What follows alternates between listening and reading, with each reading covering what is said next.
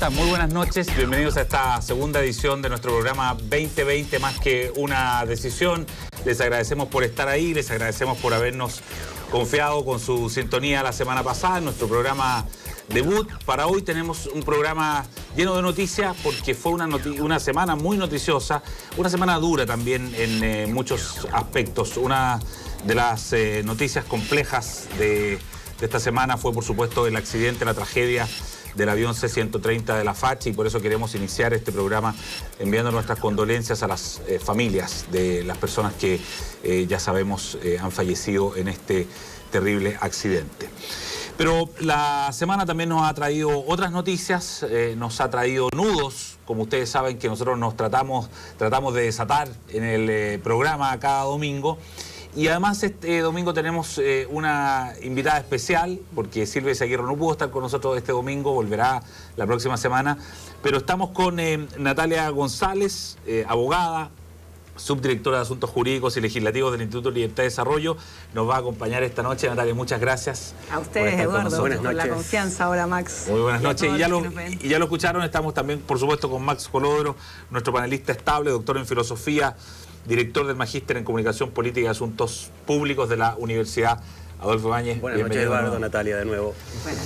Bueno, ustedes saben que la dinámica de nuestro programa en este primer bloque es desatar algunos nudos. En el segundo bloque vamos a tener, y ya está aquí con nosotros, está preparándose para venir al estudio, el ministro de Hacienda, Ignacio Briones, con quien, por supuesto, trataremos varios de los temas muy relevantes que tenemos preparados para esta semana. Pero en este primer bloque, nuestra idea es desatar nudos de la semana, irnos a aquellas noticias que fueron relevantes y que, por supuesto, generan controversia, posiciones distintas. Y vamos a partir con el primero de ellos, que es las acusaciones constitucionales que se presentaron esta semana en el Congreso. Una de ellas resultó favorable para la oposición porque se aprobó la acusación constitucional contra el exministro del Interior, Andrés Chadwick, y la segunda, que fue la acusación constitucional contra el presidente Sebastián Piñera, que esa no prosperó. Hoy día en la mañana, si ustedes miraron la prensa, probablemente se encontraron que habían verdaderos requiem para el exministro Andrés Chadwick, porque de alguna manera él tuvo una cierta muerte, ¿no? Como que perdió su vida política, se le quitó la vida política, y eso fue uno de los hechos de la semana, y ese hecho lo va a presentar hoy Max Colodro. Max. Sí, la verdad yo creo que era muy difícil, por no decir completamente inviable, pensar que la oposición iba a dejar sin la posibilidad de que se establecieran responsabilidades políticas en cuestiones tan graves como las que se han conocido en materia de violación a los derechos humanos en las últimas semanas. Yo sinceramente creo que era muy difícil que se rechazaran las dos acusaciones simultáneamente, es decir, la que afectaba al exministro Chadwick y también al presidente de la República. Y creo que lo lógico era que efectivamente la que tenía más viabilidad desde el punto de vista legislativo fuera la que prosperara, que es lo que terminó ocurriendo. A mí la verdad me genera sentimientos encontrados, se los digo sinceramente. Por un lado, creo que es muy injusto que se haya sancionado al exministro Chadwick. Creo que Andrés Chadwick ha sido un político probo, responsable, que de alguna manera representa una integridad en el ejercicio de la función pública. Pero por otro lado, tengo la sensación también de que era muy difícil y que era una mala señal que las violaciones a los derechos humanos quedaran sin responsabilidad política. Y lo digo así derechamente. Creo que las cosas que han ocurrido en Chile en estas últimas semanas han sido graves desde el punto de vista de las violaciones a los derechos humanos, y creo que era, a mi juicio, necesario que hubiera el ejercicio de una responsabilidad política, aunque injustamente en este caso esa responsabilidad se ejerce en torno a una persona que yo tengo la convicción de que jamás hizo nada ni dejó de hacer nada con el objetivo de que se violaran los derechos humanos. Esa es mi convicción.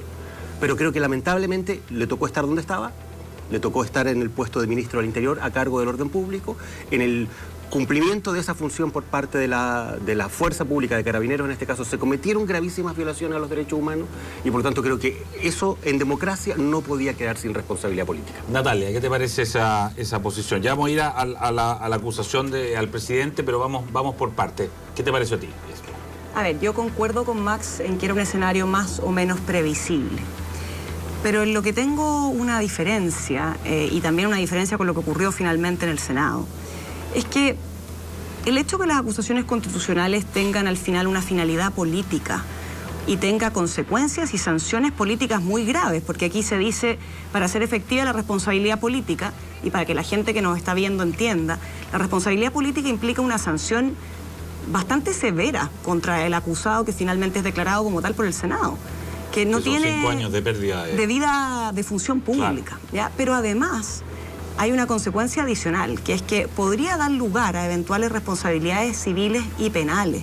O sea, si bien los juicios penales tienen una dinámica, ¿no es cierto?, diferente, de prueba diferente, mucho más exigente, ¿no es cierto?, que lo que hace el Senado en esta revisión entre jurídica y política, los antecedentes sí se pueden poner a disposición de los tribunales civiles, de los tribunales penales, para dar lugar a otro tipo de responsabilidades. Entonces, cuando se dice esto es para que alguien fuera el responsable, para que alguien pagara la cuenta, a mí me preocupa, porque si tú revisas con detalle la acusación constitucional, aquí de lo que se le acusaba al exministro Chadwick es de haber actuado deliberadamente, o sea que deliberadamente él omitió hacer ciertas acciones o gestiones que dieron lugar a las violaciones de derechos humanos que hoy día se están estudiando, se están investigando, algunas se conocen, otras están en estudio.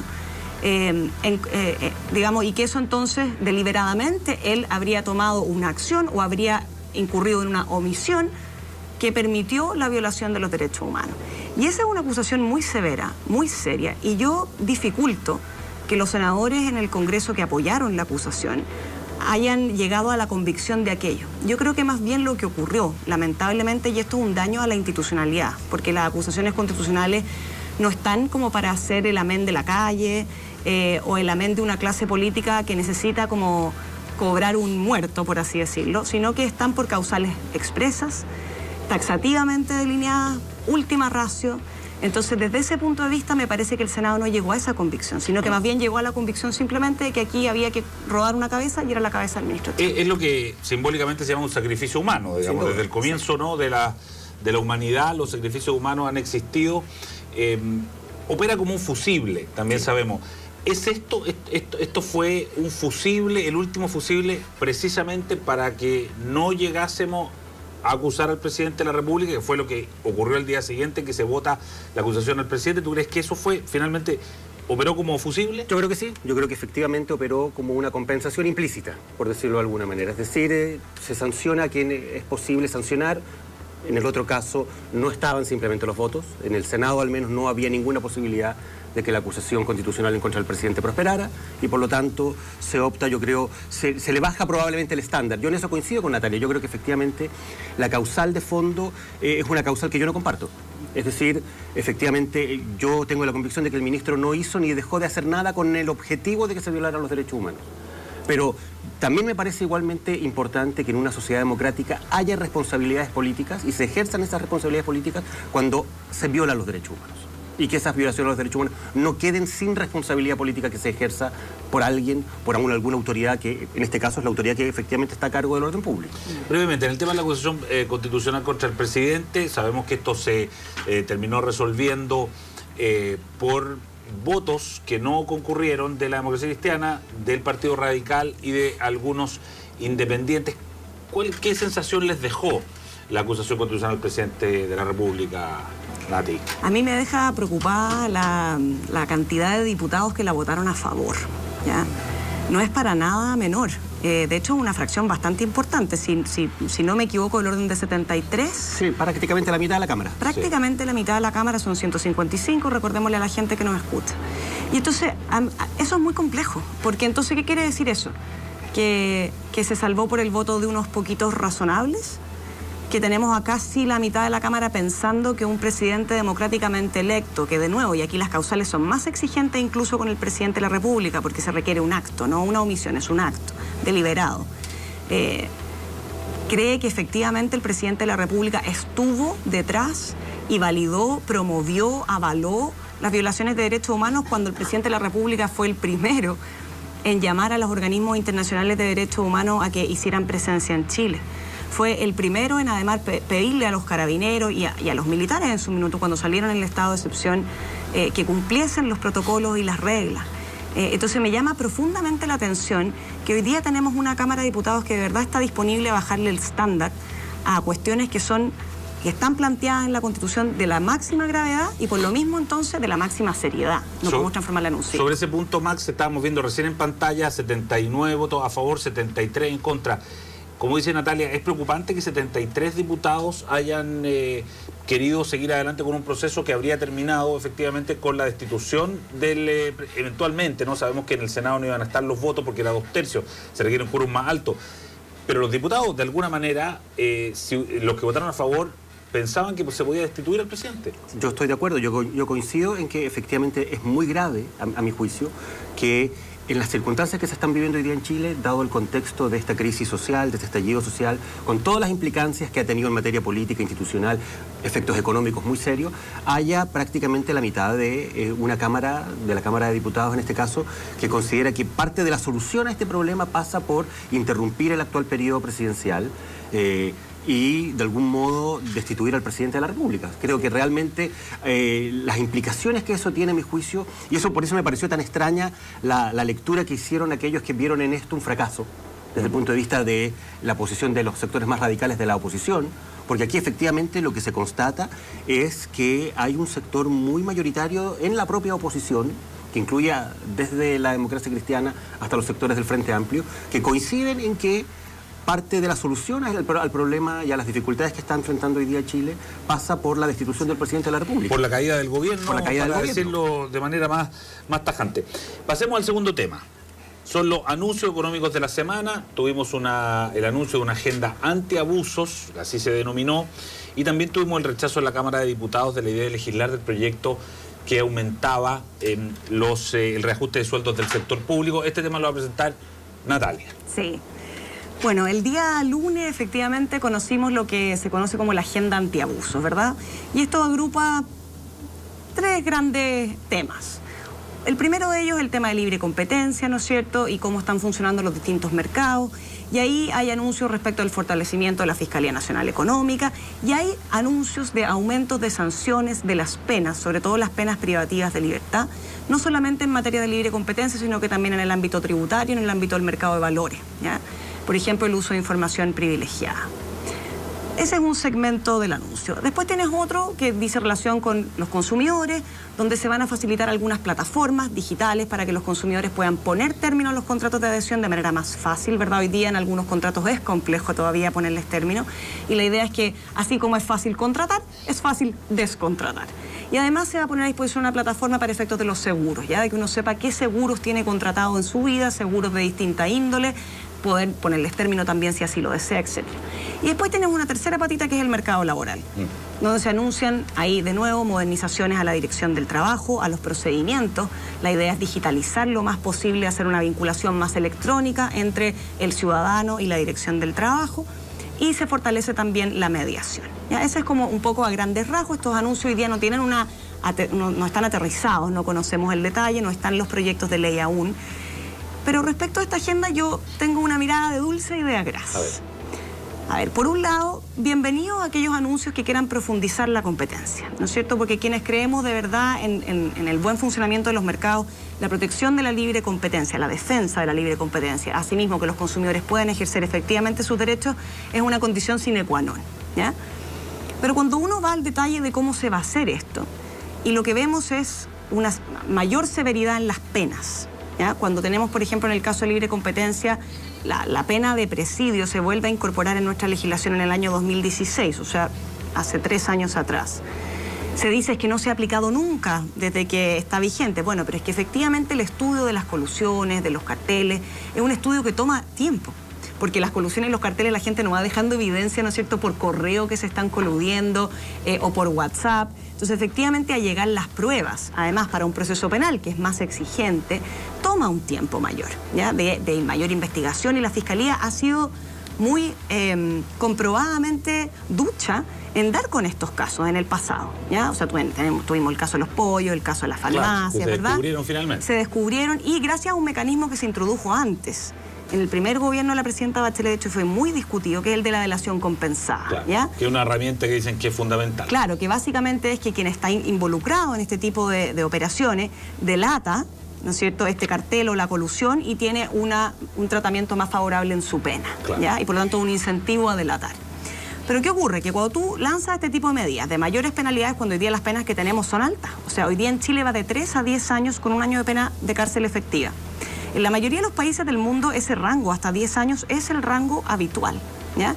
Y aquí lo que se va a hacer es, se va a mantener el rango, pero se aumenta el inicio en el fondo para bienes de primera necesidad. O sea, iríamos de 5 años a 10 años cuando hay, no sé, alimento, un caso en remedio, alimento, educación, vivienda, etcétera. Ahora, esa legislación también existió en el pasado, también fue objeto en algún minuto de una derogación y se discutió también en el 2016.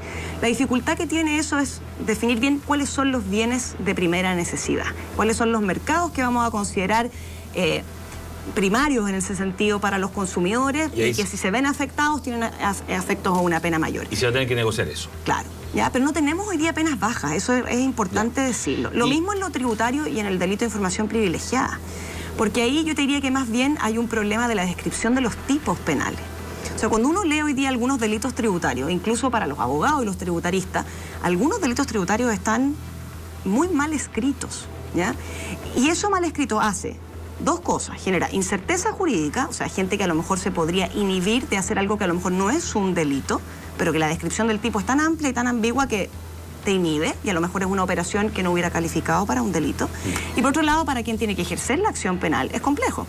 Porque, de nuevo, para ejercerla tienes que, en el fondo, tener la certeza o las pruebas o la convicción razonable de que hay un delito involucrado, ¿ya?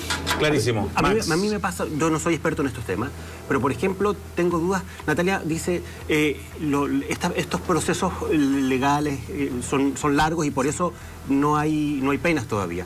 Pero resulta que tenemos empresas que ya están compensando a los clientes producto de que se ha reconocido el delito. El tema de los 7.000 pesos. Exactamente. Del papel higiénico. Y todavía no están las penas. Entonces lo que no entiendo es cómo es posible que estén ya las empresas compensando a los usuarios, a los consumidores, cuando todavía ni siquiera existen las penas legales. Claro. Cuando el reproche penal, tú dices, no se ha ejecutado. Claro, cuando todavía no hay nadie que haya sido sancionado, efectivamente no hay nadie que haya sido sancionado ni que esté cumpliendo alguna pena, y sin embargo las empresas ya están compensando a los consumidores. Hay un desajuste de tiempo. Sí. Y una pregunta. Y de verdad no lo entiendo. Claro, y es que ahí hay que recordar que hay de alguna manera estos delitos hoy día, pero que antiguamente no lo eran, se inician en momentos en que la ley no contemplaba una sanción penal, en el momento en que se ejecuta la infracción a la ley, ¿ya? Pero tú estarías de eso acuerdo. hace que efectivamente tú tienes una multa y tienes indemnizaciones que pagar, pero no tienes una pena privativa de ¿Y tú crees, libertad perdón, que en estos asociada. casos se va a terminar con penas, dado que ya las propias empresas en los casos, han en los reconocido delitos que tengan lugar después de que entró en vigencia la ley del 2016, sí, porque eso es lo que corresponde. Las penas privativas de libertad no rigen hacia atrás, no tienen efecto retroactivo. Exactamente. Claro. Y el tema que esta agenda se llama antiabusos. El propio presidente, cuando hace el mensaje al país, habla de antiabusos. Antiabusos significa que hay una connotación comunicacional, simbólica, de que alguien está abusando. Sí. ¿A ti te acomoda el término antiabuso para denominar esta agenda o no? La verdad es que no, Eduardo, y te lo voy a decir por dos razones. Esto no quiere decir que uno se sienta complaciente con quienes infringen la ley, no. Tiene que ver con hacer una agrupación demasiado general respecto de un segmento muy importante en la sociedad, que son las empresas, son cuerpos intermedios, que dan empleo, que aportan recaudación al fisco. Entonces, cuando de alguna manera uno tilda al sector privado productivo y lo engloba y dice esto es para que no se cometan más abusos en los mercados, en la libre competencia, en el consumidor, estando muy de acuerdo con que no se deben cometer abusos en ningún segmento, en el Estado tampoco, y se cometen y yo no veo ninguna agenda antiabusos del Estado. Pero, de nuevo, si yo digo abusos del Estado, de nuevo pareciera ser que todo el Estado abusa. Y te aseguro que no es así, que hay funcionarios públicos probos, honestos, que hacen su trabajo oportunamente, pero hay otros que no. ¿Y tú, Max, antiabuso, cómo te suena? A ver, yo estoy de acuerdo que suena, efectivamente, tiene ciertas implicancias, pero a mí lo que me preocupa al final del día es que logremos tener una legislación que esté a la altura de los delitos que se están cometiendo en Chile. Esa es la realidad. O sea, efectivamente ha habido delitos muy serios, delitos de carteles, de colusión, de uso de información privilegiada, de violación a los derechos de los consumidores, etcétera. Y a mí lo que me preocupa es que siento que al final del día lo que la ciudadanía mira con cierta molestia, con incredulidad, es que estos delitos al final no tienen sanciones. Y no hay personas que estén cumpliendo penas producto de delitos que todo el mundo sabe que han existido. Efectivamente, en algunos casos hasta los consumidores han sido compensados y las penas o tardan mucho o no llegan nunca. Yo creo que ese es el problema que hoy día tiene a un sector de la sociedad Eduardo, molesto con este problema. Si me permitas 2 minutos respecto de eso, muy cortito. La gente se queda con la sensación de que incrementando las sanciones vamos a tener una efectividad en la persecución y en la sanción penal. Y en realidad lo que hace efectivo esto son las herramientas ex ante, por ejemplo la delación compensada que hablábamos.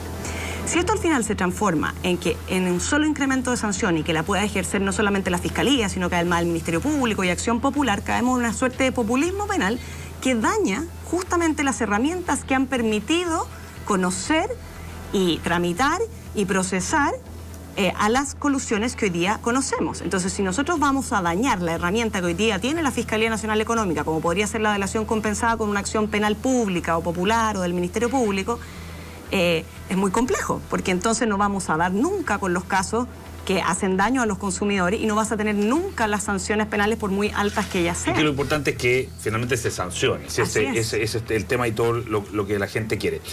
Son las 10 de la noche y 23 minutos, estamos absolutamente en vivo. Hay más temas de esta semana que los vamos a mencionar rápidamente. Una de las cosas importantes es que hoy se terminó de realizar la consulta municipal. 250 municipios más o menos fueron capaces de realizar esta consulta que se hizo vía online y más de 1.500.000 personas participaron. Eso es una participación importante. Podían votar personas incluso menores de 18 años. Calculábamos recién hace un minuto probablemente el padrón, o sea, la cantidad de personas que podrían haber votado, puede haber andado quizás por los 12 o 14 millones de personas, es decir, casi el 10% de las personas que podían votar lo hicieron y yo creo que es una muestra súper importante. Otro dato, la encuesta CADEM, saben ustedes que en general se publica el día lunes, el día domingo ya algunos medios de comunicación tienen acceso a ella, nosotros también la tenemos. Fíjense que uno de los datos relevantes es que la nueva constitución como demanda ciudadana cae del tercer al séptimo lugar en términos de prioridad y baja como en cuanto a su apoyo del 23 al 16% dentro de esta escala de qué es lo más importante. Lo más importante vuelve a ser, lo había sido antes del estallido del 18 de octubre, el tema de las pensiones y el tema de la salud, que en general, en la mayoría de las encuestas del mundo, es los temas más complicados, son la salud, las pensiones, etcétera. Y yo quería, antes de irnos, una nota respecto de una cuestión bien curiosa que ocurre esta semana, que tiene que ver con el tema de las barras bravas en el Congreso. Cuando ocurre la votación de la acusación constitucional contra el presidente Sebastián Piñera, vimos en las tribunas que cuando ocurre la votación y hay varios diputados de oposición que votan en contra de la acusación del presidente, empieza un movimiento de insultos, de amenazas hacia los parlamentarios de oposición que no estuvieron dispuestos a aprobar la acusación. Incluso se produce ahí un altercado entre el diputado Pepe Out, que es el vicepresidente de la Cámara, con una asesora del diputado Gutiérrez del Partido Comunista. Esto ha generado todo un cuadro en que hemos visto que los medios, ayer el Mercurio y día el Líbero, han publicado informaciones respecto de esto, porque son funcionarios de la Cámara de Diputados, son funcionarios pagados con nuestros impuestos, y eso es una cuestión novedosa que no la habíamos visto en esa magnitud. Yo no sé ustedes si habían tenido experiencia de ver una cosa como esa antes. Yo constato que es parte del deterioro que estamos viviendo de la actividad legislativa, lamentablemente, y me parece increíble que no sean los propios parlamentarios los que se preocupen de evitar que estas situaciones se produzcan, sino que al contrario, están incentivando y motivando a algunos el hecho de que sus propios asesores estén dedicados a confrontar, a insultar incluso a parlamentarios que opinan distinto de ellos. Sí. Bueno, estamos en nuestro programa 2020, más de una decisión, más que una decisión, por supuesto. Es el año 2020 donde vamos a tener un plebiscito y donde vamos a decidir si queremos o no una nueva constitución para el país. Este programa está en redes sociales, #2020TV+, es una coproducción de El Líbero y TV+. Nos pueden seguir, estamos en Instagram, estamos en Twitter, pueden comentar ahí. A la vuelta de esta pausa que vamos a hacer, estaremos con el ministro de Hacienda, Ignacio Briones. Hay muchas cosas que hablar con él, lo vamos a atacar por todos los frentes, así es que vuelvan con nosotros, ya estamos de regreso con más 2020.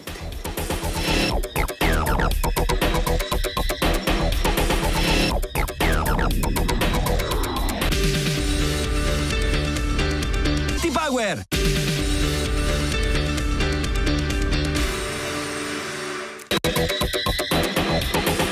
¿Cuál es la diferencia entre la Convención Constitucional y la Convención Mixta Constitucional? La Convención Constitucional es una convención que está íntegramente elegida por personas electas en una elección que se va a llevar adelante en octubre del 2020. En cambio, la Convención Mixta Constitucional es una convención que va a redactar la Constitución y en la cual hay igual número de parlamentarios que de personas electas en esa elección que señalé en octubre del 2020. Bueno, ahí estaba Sebastián Soto, constitucionalista, abogado de la Universidad Católica. Vamos a estar explicando todo el tiempo, todos los domingos, alguna porción de este proceso que estamos iniciando, que es este proceso que vamos a votar el 26 de abril para elegir si es que queremos o no una nueva constitución. Bueno, ya estamos en el estudio con el ministro de Hacienda, Ignacio Briones. Ustedes lo conocen, él es economista de la Universidad Católica, doctor en Economía del Instituto de Estudios Políticos de París. Él era decano de la Escuela de Gobierno de la Universidad Adolfo Ibáñez hasta su nombramiento como ministro y miembro del directorio de Codelco, militante de Evópoli. Ministro Ignacio Briones, muchas gracias por aceptar esta invitación y estar con nosotros. Feliz, pues buenas noches. Buenas noches, ministro. Nuevo canal. Sí. Nuevo canal, nuevo programa. Vía la competencia, así obvio, que vamos. hay que predicar con el ejemplo. Muy bien, muy bien. Ese es el espíritu. Son las 10 de la noche, 33 minutos. Por eso que le damos las gracias porque estar en la noche, una noche domingo aquí con nosotros, sabemos que es un esfuerzo. Ministro, batemos rápidamente dos de los temas cruciales de la semana. Uno de ellos fue hacia finales de esta semana, que fue la renuncia del director de presupuestos, Rodrigo Cerda. Se generó mucho murmullo en las redes sociales, se habló, bueno, ¿por qué se está yendo? ¿Se va enojado? ¿No? En fin. Y luego hoy día aparece en la prensa que Claudio Agostini se incorpora en el ministerio como asesor suyo. Claudio Agostini, además, una persona que uno lo recuerda, uno lo tiene más o menos catalogado dentro del mundo más bien de la concertación. Explíquenos la salida de Rodrigo Cerda y la llegada de Claudio Agostini, por favor. Oye, es tan difícil explicar los murmullos, porque hay tantos murmullos dando vuelta, pero sí puedo decir lo mismo que dije. A ver, la salida de Rodrigo Cerda era lo que veníamos conversando hace tiempo. O es estrictamente razones personales, familiares, que no soy bien categórico en eso. Con Rodrigo trabajamos en el primer gobierno del presidente Piñera, somos amigos, estuvimos juntos en la universidad. Nos conocemos y nos tenemos mucha confianza, mucho respeto. Yo, además de Rodrigo, de su fortaleza técnica, siempre he destacado su calidad humana, o sea, una persona de primera, realmente de primera. Así que su salida básicamente tiene que ver con razones personales, no hay otra razón. Rodrigo, de hecho, estuvo trabajando mano a mano conmigo y nuestros dos equipos en el paquete fiscal que nosotros presentamos. Así que cualquier interpretación distinta que esa me parece que es nada más que un murmullo. ¿Lo va a echar, sí, lo va a echar de menos o no? Lo voy a echar de menos, me va a seguir asesorando, sobre todo para el tema regional, regionales. Así que va a estar conmigo, no va a estar todo el tiempo conmigo como estaba en la DIPRES, que tú sabes, la DIPRES probablemente sea el cargo público donde más se trabaja, es realmente agotador. Son todos los días, hasta muy tarde, desde muy temprano, entonces yo entiendo las razones personales de Rodrigo, pero vamos a ir trabajando juntos y seguimos muy amigos y con el mayor respeto de su persona por su calidad humana y profesional. ¿Y la llegada de Claudio Agostini? La llegada de Claudio, bueno, yo le pedí a Claudio Agostini, con quien conozco hace años, trabajamos juntos en la Universidad Adolfo Ibáñez, escribimos un paper juntos, de hecho, sobre cabotaje. Es un profesional extraordinario en dos temas que son críticos en este momento, todo lo que es tributario y lo que es libre competencia, son las dos áreas de expertise de Claudio, y yo le pedí que me viniera a ayudar particularmente en el tema tributario. Hay una discusión ahí, ¿no es cierto? Seguramente vamos a hablar de ella, que tiene una parte corta, que es el marco de entendimiento tributario que hicimos con el Senado y que va a dar paso a un cambio tributario, ¿no es cierto?, que está previsto. Pero hay también una discusión más larga, hasta esta hoja de ruta tributaria. Yo creo que es importante avanzar y definir cuál va a ser la carga tributaria que va a tener Chile en los próximos años. Cuando digo años me refiero a 5 años, 10 años, 15 años, 20 años. Y Agostini va a ayudar en esa área específica. ¿Cómo dibujamos eso? O sea, ¿cuál es la carga uno y cuál es la estructura tributaria? Son dos preguntas súper relevantes y Claudio es un experto en eso, así que me va a ayudar muchísimo. A él lo vamos a tener que estar molestando entonces para preguntar esos temas también. Otra noticia del día, el fin de la COP25, todos sabemos, debiéramos, si no hubiésemos tenido el 18 de octubre, estaríamos hoy día acá en Santiago de Chile cerrando la COP25, eso no pudo ocurrir, se tuvo que trasladar a Madrid. Chile siguió siendo, sin embargo, el presidente de la cumbre. La ministra Carolina Schmidt, le tocó a ella llevar muchas de las negociaciones, pero la sensación no es buena, esa es la verdad, es amarga. Uno mira los medios de comunicación europeos, norteamericanos, y todos en general es un balance no muy satisfactorio. La propia Carolina Schmidt, su colega, la ministra nuestra de Medio Ambiente, no estaba tampoco satisfecha. ¿Qué fue lo que pasó? Usted viajó el fin de semana pasado, de hecho ahí vimos una foto suya viajando en clase turista, que dio vuelta por todos lados. Sí. Usted fue a Madrid por muy poco tiempo, estuvo ahí en las negociaciones. Explíquenos qué fue lo que pasó que la COP25 no resultó como se hubiese querido. Sí, exactamente por un día, de hecho. Una noche durmió ella en Madrid. Claro, creo que sí, una noche dormí, sí. A ver, yo creo que es triste la noticia, pero no hay tanto de qué sorprenderse. O sea, el tema del cambio climático, como cualquiera entiende, es una cuestión muy difícil de abordar, porque es básicamente un problema de acción colectiva. O sea, requiere una coordinación de muchos actores de todos los países. En entendido que el cambio climático, llamémoslo en jerga economista, es una externalidad global, es decir, el mal que se genera con las emisiones de carbono, ¿no es cierto?, tiene que ver con el planeta completo, pero los costos muchas veces son locales. Déjame plantearlo de otra manera. Si un país se mueve solo, no mueve la aguja del cambio climático, pensemos en el caso de Chile, pero sí se come buena parte de sus costos. Entonces, la única manera de avanzar en esto es que sea una acción colectiva. Y coordinar a los distintos actores, a los cientos de países que hay en el mundo, no es un ejercicio fácil, porque cada uno tiene sus intereses, y hay grandes potencias también que tienen sus intereses. Entonces, este tema lleva dando vueltas hace tanto tiempo. El tema que se iba a discutir en la COP, lo sabíamos, el famoso artículo 6, el mercado de los bonos de carbono, está hace décadas ahí instalado, y todavía no tenemos un mercado global operativo. Entonces, la verdad es que pensar que esto es una falla del gobierno de Chile, la ministra, porque no se logró avanzar en eso, me parece que es simplificar el problema a un nivel de absurdo que es realmente sorprendente. Porque además todos estos foros internacionales, la verdad es que las cosas y los textos, y sobre todo los textos complejos, se negocian, ¿no es cierto?, coma por coma. Hay sesiones de drafting de estos textos, no es que alguien llegue, oye, tengo esta idea. No es así. Todo esto viene en equipos previos que trabajan meses y meses y meses, y finalmente en esta instancia final se empieza a ver lo que ya está más acordado, más avanzado, y hay nuevamente instancias de redacción donde a mí me tocó estar, digamos, en algunas, no en la COP, pero en otras instancias donde tú estás toda la noche discutiendo palabra por palabra. Entonces, realmente que no se haya llegado a acuerdo en el artículo 6 es muy lamentable. Realmente es el mecanismo más importante que tenemos para hacer frente al cambio climático, es tener un mercado de bonos de carbono donde tú fijas una cuota global que te permite asegurar que va a reducir las emisiones y por lo tanto apuntar a la reducción de temperatura de 1,5 grados, 2 grados. Pero una vez hecha esa cuota, tú permites que los costos se distribuyan, que haya un precio para esos bonos de carbono de forma tal de hacerlo de manera eficiente, justa, ¿no es cierto?, también para los países que son más pobres. Y bueno, ese es el debate. No se resolvió en esta COP, no se resolvió en la pasada ni en la antepasada. ¿Y en la próxima se resolvió? Y es difícil que se resuelva la próxima. Ojalá uno nunca pierda la esperanza, porque en realidad es el mecanismo necesario y es urgente avanzar en esa dirección. Que haya un mercado de bonos de carbono es fundamental. Ministro, ¿tiene sentido finalmente seguir, como dice usted, trabajando coma a coma, palabra por palabra en documentos, cuando al final, cuando uno mira la causa de este fracaso, uno se da cuenta de que en definitiva aquí el tema de fondo es que hay 4 grandes potencias que representan el 70% de las emisiones, que son China, Estados Unidos, la India y Rusia, entiendo. Claro.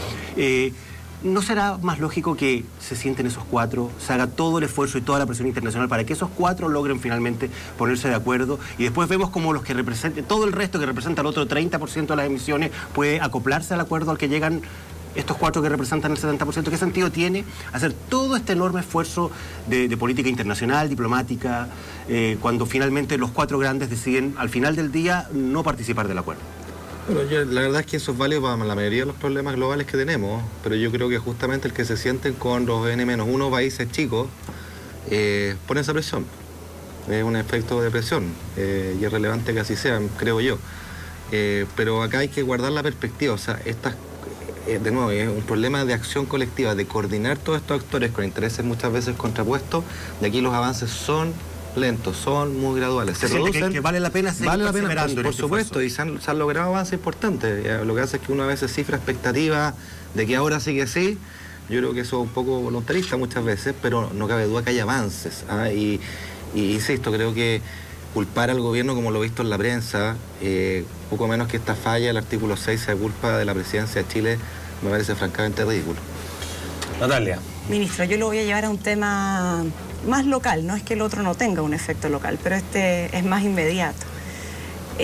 Yo vi con mucha preocupación como la semana pasada la Cámara de Diputados rechazaba en general, ¿no es cierto?, la propuesta de reajuste al sector público que ingresó el gobierno y que parece bastante razonable, ¿verdad?, porque además hace una diferenciación justificada entre reajusta más a quienes ganan menos en el sector público y reajusta menos a quienes ganan más.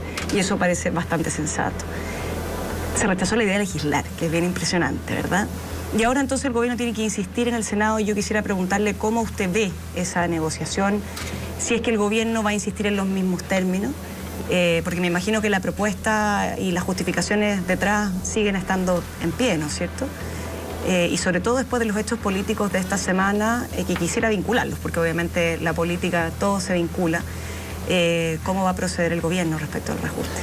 Mira, lo primero, yo creo que acá vivimos momentos enrarecidos, la semana pasada fue claramente uno de esos momentos, pero nunca hay que perder la esperanza de que prime el diálogo, o sea, al final el Parlamento, como su nombre lo indica, es para parlamentar, ¿no es cierto? Por eso que a veces está sorprendente que se rechace la idea de legislar, que básicamente decir, no quiero parlamentar nada, porque una cosa es que uno esté de acuerdo con el guarismo, la fórmula que propone el gobierno, o que esté en desacuerdo con ella, y vamos a discutirla, vamos a pelearla, y te puedo decir, oye, tu cuestión está mal hecha, o no estoy de acuerdo, o es injusta, pero cerrar la puerta a siquiera discutirla es algo que es sorprendente, honestamente. Pero yo no pierdo la esperanza de que salgamos bien, o sea, que esa discusión se dé. Ahora, nosotros, ¿qué es lo que instalamos como criterio? Y es parte quizás de lo que sorprendió y lo que hizo quizás difícil la discusión, es que nosotros rompimos un poquito con este paradigma de que el reajuste siempre tiene que ser parejo. Lo que siempre se discute todos los años, bueno, cuál es el reajuste en porcentaje, básicamente, y los bonos asociados, y ahí está la discusión. Nosotros dijimos, ¿sabes qué? Primero, este año es especial porque la economía vive una situación especial, y en particular hay miles de familias chilenas cuya principal preocupación hoy día es no perder su sueldo, no perder su empleo, no perder su sueldo, y en consecuencia que nosotros estemos hablando acá de subir sueldo, para muchos puede ser una cosa compleja, ¿no? Y creo que ese punto se entendió, además.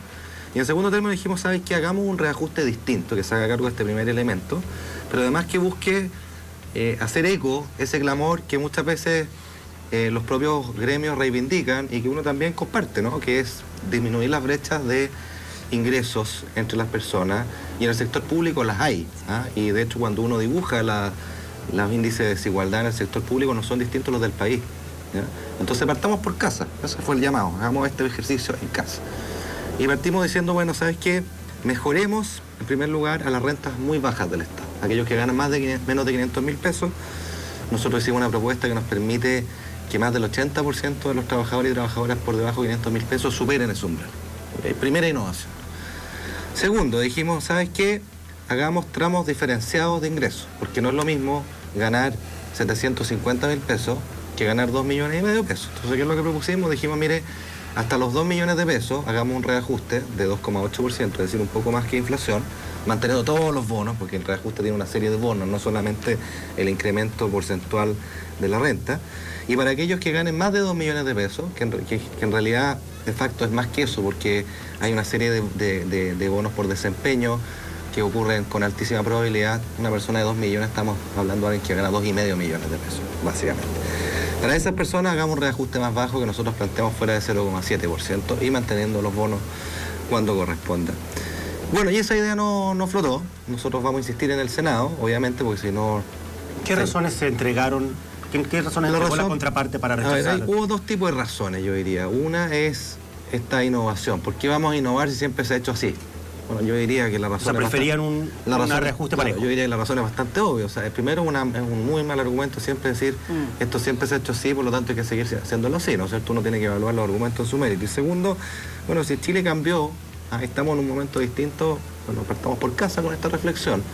Entonces, esta idea de generar tramos escalonados creo que sorprendió mucho. Hay gente que lo valoró, bueno, el diputado Aus, incluso el diputado Jackson comulgaron mucho con esa idea.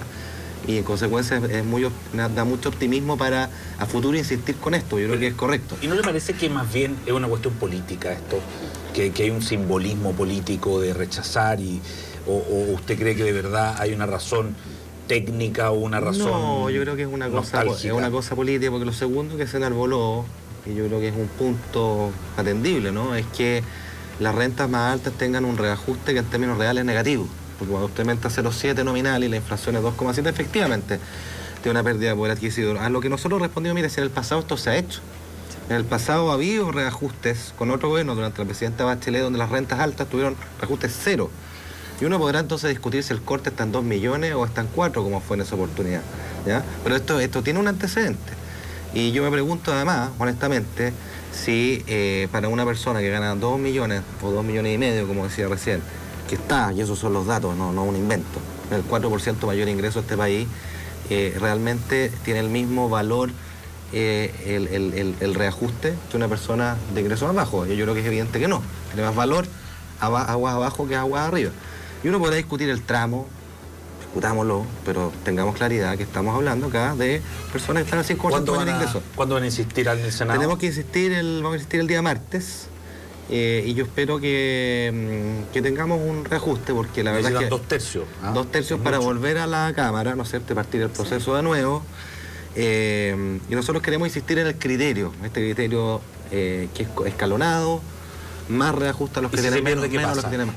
Bueno, si se perdiera, no hay reajuste, y no solo no hay reajuste ni bonos, sino que además hay una serie de bonos vinculados a los adultos mayores del Pilar Solidario, que quedan sin efecto también, el bono Navidad. Porque están vinculados el bono invierno y el bono de fiestas patrias. Ministro, pero si le entiendo bien, entonces hay cierta flexibilidad de Hacienda para hacer un cambio en el Senado respecto de los tramos que hoy día están propuestos. Los montos del reajuste 2,807 se mantendrían, pero con una varianza en los tramos eventualmente. Nosotros, como dije al principio, vamos con un ánimo de parlamentar. Vamos al Parlamento, tuvimos un portazo. Esperamos que podamos en esta instancia poder parlamentar, pero insisto, el criterio que planteamos, que es escalonamiento, las rentas bajas más, las rentas altas menos, eso sí que no lo vamos a cambiar. Max. Sí, yo, ministro, le quería partir preguntándole por el esfuerzo que está haciendo el Estado y el Gobierno, en este caso, por responder a las demandas y a las exigencias que está planteando hoy día la ciudadanía en medio de esta crisis social. Sí. Usted ha insistido en que hay que pensar en cómo responder a los planteamientos y a las demandas inmediatas de una manera, y otra pensar en lo que van a ser las demandas permanentes. Sí. Mi pregunta es, la manera como se está respondiendo hoy día a las pensiones, por ejemplo, la propuesta que se está haciendo en materia de pensiones, los esfuerzos que se van a hacer en materia de alzas del salario mínimo. ¿Tienen ya visto asegurados los ingresos permanentes de mediano y de largo plazo? Acá hay dos elementos que discutir. Uno es lo que se ha avanzado desde el 18 de octubre, que yo creo que es bastante. Mucha gente le cuesta verlo, o reconocerlo, o entenderlo, pero permítanme hacer un resumen así muy breve. El incremento en el pilar solidario, que implica un aumento de la pensión básica de 50% para los adultos mayores de 75 años y en un lapso de 2 años para todos los adultos mayores, es un cambio súper importante. O sea, desde que se creó el pilar solidario por la presidenta Bachelet no había habido nunca nada igual. Y eso se hace, no es un mérito solo del gobierno, esto es un trabajo, un acuerdo con oposición, con los parlamentarios oficialistas, es un trabajo todo, como tiene que ser todas estas cosas, con acuerdo. Se rebajó el pasaje del transporte público para los adultos mayores, todo Chile, a la mitad, va a estar operativo en segundo semestre de este año. Se incrementó el gasto en salud, está el ingreso mínimo garantizado en discusión en el Congreso. Y estamos a la espera, ¿no es cierto?, que la reforma de pensiones, el pilar contributivo, tenga humo blanco, ojalá prontamente, y ahí el Estado también va a hacer un apuntalamiento financiero para acelerar la transición y que los recursos o que los beneficios se tangibilicen de forma inmediata en una mejor pensión. ¿Okay? Ese paquete completo cuesta como 5.500 millones de dólares entre 2020 y 2022. O sea, hay harta plata, pero está dentro del rango que se puede financiar con razonable responsabilidad. O sea, los ingresos estructurales están para eso. Claro, porque nosotros además tenemos holguras en otros lados, podemos hacer movimientos, ¿no es cierto?, y adecuaciones que nos permiten en parte financiar aquello,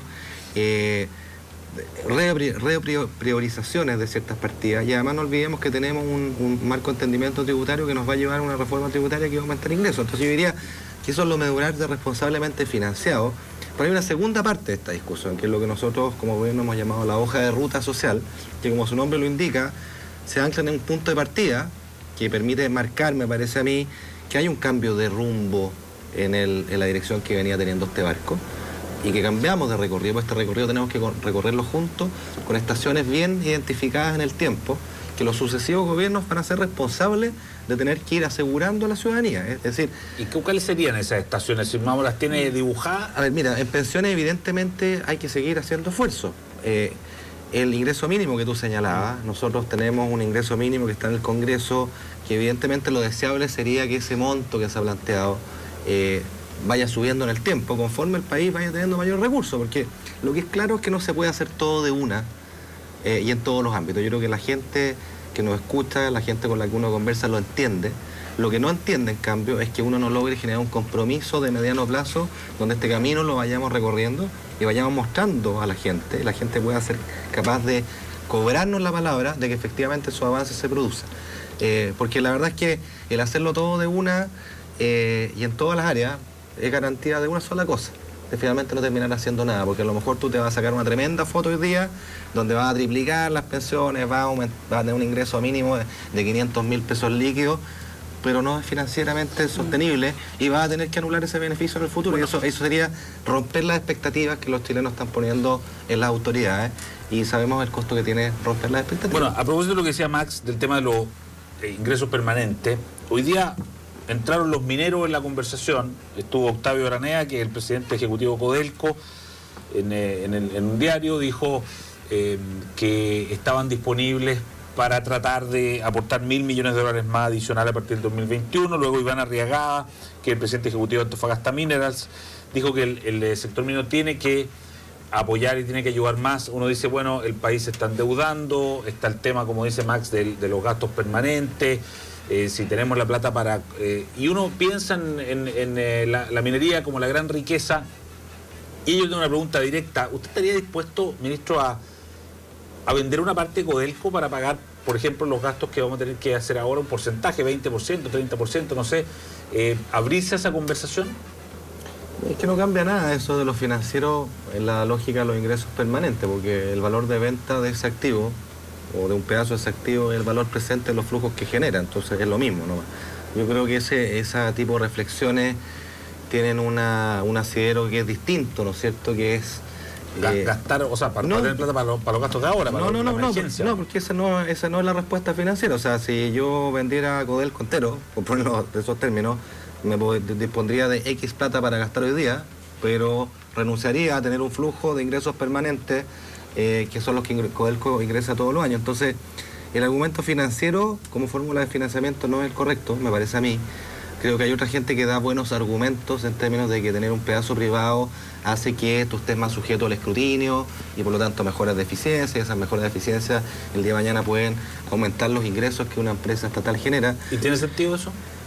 ¿Lo analizaría? Yo creo que es un buen argumento, digamos. Ahora la economía política, esto bien sabemos que es difícil, y mira, yo antes de ser ministro de Hacienda fui director de Codelco, y la verdad es que Codelco es una empresa que funciona bien.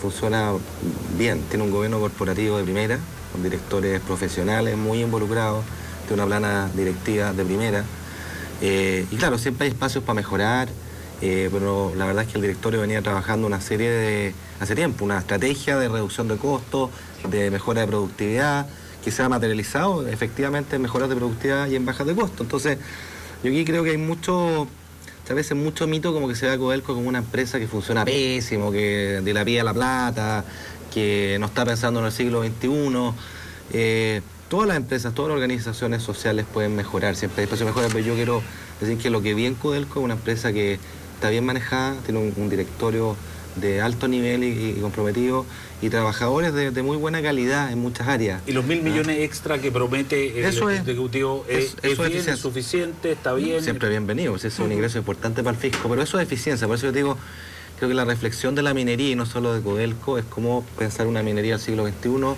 Codelco tiene proyectos estructurales que son gigantescos, o sea, el Codelco que conocimos nosotros cuando éramos chicos se acabó, porque las minas que tiene se acabaron, entonces ahora son proyectos nuevos, con nueva tecnología, con nuevos desafíos, y creo que eso es bien desafiante, ¿no? Natalia. Ministro, yo tengo una pregunta. En un escenario donde hay incertezas abiertas, jurídicas me refiero, con el tema constitucional abierto, donde hay una serie de reformas hoy día, la tributaria, la de pensiones en términos del pilar contributivo, que están abiertas aún, y ahora se anunció una agenda antiabusos, que lo que le quiero decir con esto es que en el fondo para los inversionistas es una agenda que por supuesto no es indiferente, ¿verdad? Y que les abre ciertas interrogantes. Yo quisiera saber si en la modernización tributaria, que las indicaciones me imagino van a entrar prontamente, fruto del acuerdo, podemos esperar como ciudadanos algunas novedades que a lo mejor serían bienvenidas por todos los sectores, dado lo que ha pasado en este mes y ya casi 2 meses. Con un IMASEC de un menos 3,4%, ¿no es cierto?, pasado. Entonces, uno pudiese a lo mejor ahí ver algunas medidas pro crecimiento, más allá de la agenda reactivadora que el gobierno ya anunció con inversión pública y medidas pro pyme, pero donde, por ejemplo, pudiésemos ver una depreciación instantánea más permanente, donde a lo mejor mayores beneficios para la investigación y el desarrollo, la I+D.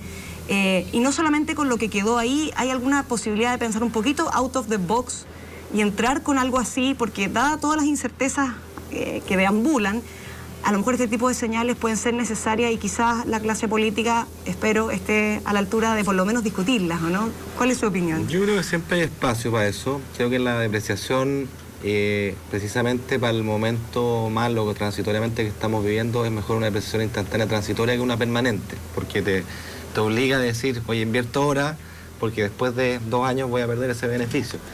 Pero por supuesto, siempre en el Parlamento pueden haber buenas ideas, pues de eso se trata, y uno no tiene la verdad a veces que llegamos a este marco de entendimiento. Ahora, si hay un trade-off acá, que uno quisiera despejar en este aspecto rápidamente lo que acordamos y que se traduzca en ley. Ahora, yo creo que hay otro camino que es ineludible en esto, que es reflexionar como país cuál es la hoja de ruta tributaria que tenemos para adelante. O sea, yo creo que no nos podemos hacer los lesos con eso. Tenemos con probabilidad, una agenda social que es más exigente. Tú me preguntabas por cómo se financia gastos permanentes. Bueno, responsablemente con ingresos permanentes. Y eso va de la mano de impuestos, pero también de mejor gasto. Y voy a volver sobre ese punto enseguida. Pero de ingresos de todas maneras. Ahora, la diferencia acá es, nos pegamos un impuestazo de una hoy día. Hay gente que plantea aquello. Yo no estoy de acuerdo con esa postura, precisamente porque está en un momento en que la economía está de mal. Que estamos haciendo un estímulo fiscal donde le estamos poniendo acelerador por un lado, ponerle freno a mano por el otro sería contraproducente, pero yo creo que no podemos evitar discutir, bueno, a medida que el país crezca, ¿cómo nos aseguramos que conjuntamente con ese crecimiento los impuestos suben? O sea, tener un mecanismo de gatillos automáticos donde quien quiera sea gobierno mañana no puede hacerse el leso respecto a un compromiso que como país hoy día podríamos asumir. Si uno calcula la brecha de impuestos que tenemos con la OCDE, por ejemplo, bien medida, peras con peras, no peras con manzanas, es decir, neta de seguridad social, y calcula la brecha de ingresos que tenemos. Tenemos una brecha de impuestos como de 6 puntos del PIB y tenemos una brecha de ingresos al orden de $15.000. ¿Ya? Si uno calcula, si uno quiere cerrar esa brecha, pero también quiere cerrar la brecha de ingresos, más o menos da el siguiente ejercicio. Quiere decir que cada 5 años creciendo el 3%, tú podrías decir, suben automáticamente los impuestos al 2% del PIB. ¿Ya? Y con eso tú, en 15 años, cierras la brecha de impuestos y cierras la brecha de ingresos. Que sería un círculo virtuoso. Yo creo que ese es un mecanismo que se podría acordar, que es razonable. Si la evidencia comparada es clara, o sea, los países cuando son más ricos tienen más impuestos, no le tengamos miedo de eso, pero hay que hacerlo en ese orden: crecimiento, impuestos y gatillos automáticos. Ministro, antes que nos vayamos, se nos está... Perdona. El gasto, dijo. Sí, es que eso te iba a decir. Gasto, no, esto es fundamental, porque acá esta cuestión es una mesa de dos patas, ¿no es cierto? Siempre es más fácil pedir impuestos para poder atender las necesidades, pero se nos olvida cómo gastamos esos impuestos, esos ingresos que los chilenos nos dan y que tenemos un deber moral de gastarlo bien, de rendir cuentas y de que esa plata efectivamente llegue, que si a mí me dan 100, que esos 100 ojalá lleguen íntegros a la persona que queremos beneficiar. Y aquí... ¿Tiene algo para demostrar eso que usted lo va a hacer? Sí, bueno, dos cosas acá. Uno, la evidencia comparada de nuevo. O sea, aquí uno puede tener sus propias opiniones, pero no sus propios datos, ¿no es cierto?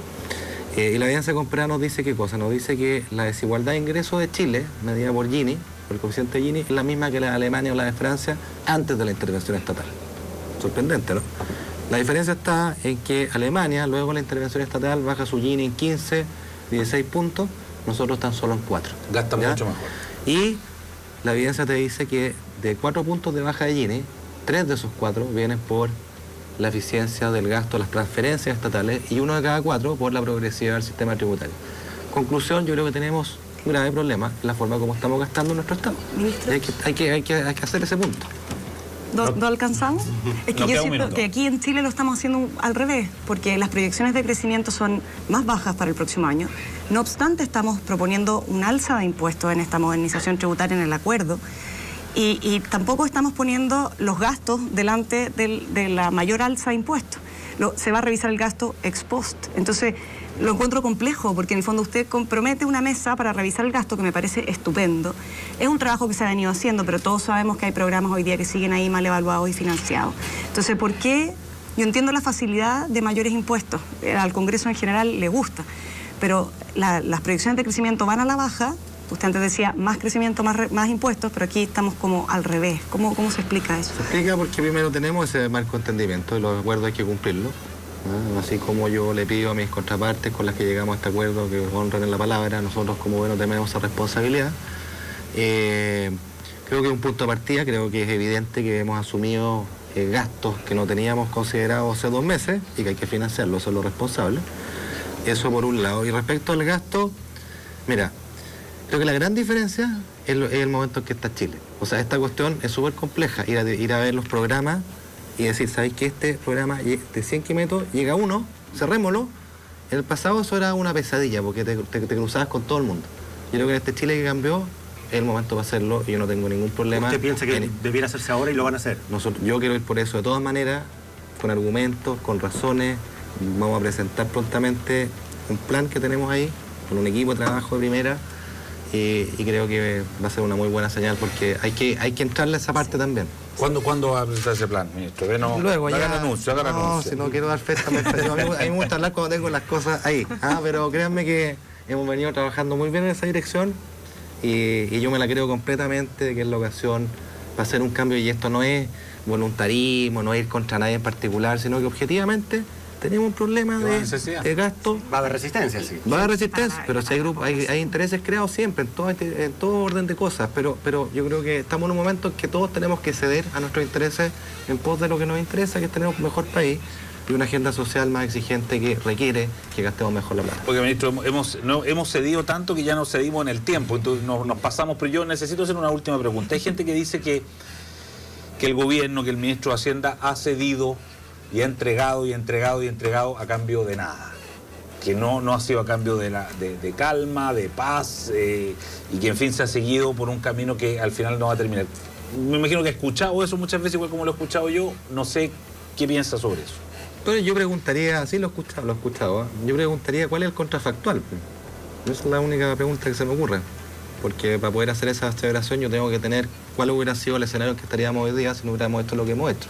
A mí me parece que la ruta de los acuerdos, particularmente en momentos como este, donde hay mucha desconfianza no solo en el mundo político, sino que entre los chilenos, es fundamental, es la única manera de salir de esta crisis, es dialogando, es buscando acuerdos y por definición un acuerdo implica ceder la postura inicial que uno tiene y ambas partes tienen que hacerlo propio, eso es lo que define un acuerdo. Así que yo soy un convencido que ese es el camino. Me encantan las críticas, así que no me enojo en esos comentarios. De hecho, creo que lo más valorable es que uno lo critique y no que lo adulen. Pero diría eso, ¿cuál es el contrafactual de eso? Yo creo que la vía de los acuerdos que hemos emprendido y que espero en el mundo político se siga siendo receptivo que ellos, es el camino para salir de esto. Ministro Ignacio Briones, ministro de Hacienda, muchas gracias por venir a nuestro segundo programa de 2020. Gracias a Natalia González, que estuvo también con nosotros. La vamos a seguir invitando, por supuesto. Max Colodro, muchas gracias, ministro. Buenas noches. Sí, muchas gracias. Muchas gracias, buenas noches. Éxito. Y bueno, nos encontramos el próximo domingo, puntualmente a las 10 de la noche, como siempre, con 2020, más que una decisión, el programa de TV Más y El Líbero. Buenas noches, que descansen.